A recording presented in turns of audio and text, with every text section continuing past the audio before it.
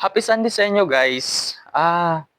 Dito pala sa likod ng bahay ng boss ko, may isang puno ng prutas na curious ako kasi lagi siyang pinuputol. Kaya sinabihan ko yung kasama ko na huwag putulin para makita ko yung anong prutas.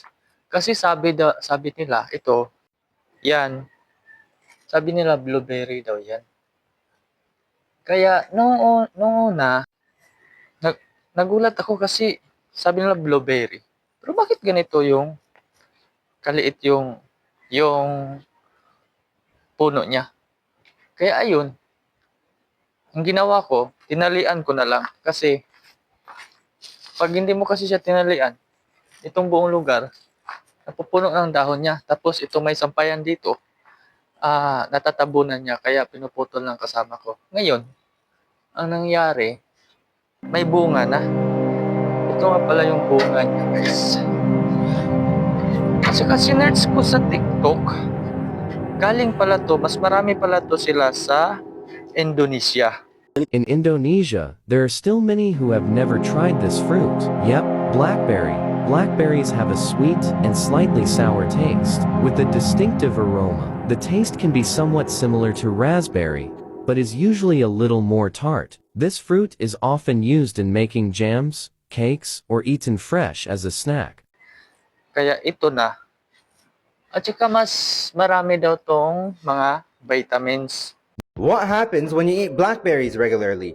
Blackberries are one of the richest foods in antioxidants. They're a source of vitamin C, A, K, manganese, potassium, and magnesium. A cup of blackberries gives you about 30% of your daily fiber needs, which is great for digestion. Research shows that blackberries may improve oral health, and eating berries in general may improve brain health. Kaya ito, papakita ko sa inyo guys. Yan. May dalawang hinog to kahapon kinuha ko. Pero may isa pa pala natira dito. Yung mga pink, maasim daw yan. Nahulog. Ito guys. Yan. Ganyan yung forma niya. Pero mas may malalaki pa daw nito. Pinulot ko kasi nahulog. Ayan. Yan. Tikman natin. Walang hugas-hugas. Kainin na.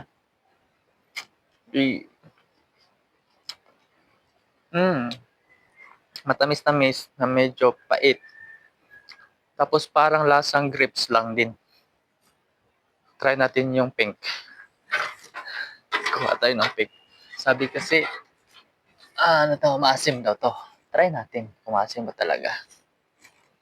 Ito.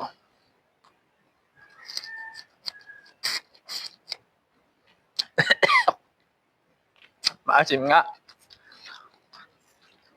Tapos may nakita din ako sa TikTok na ito pala ang dahon niya.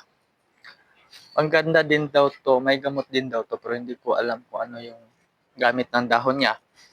Pwede daw ilaga, sabi ng kasama ko. Mapait nga, pero masarap. Kuha pa tayo.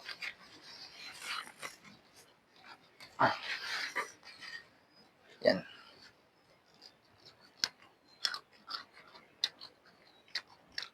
Mapait talaga.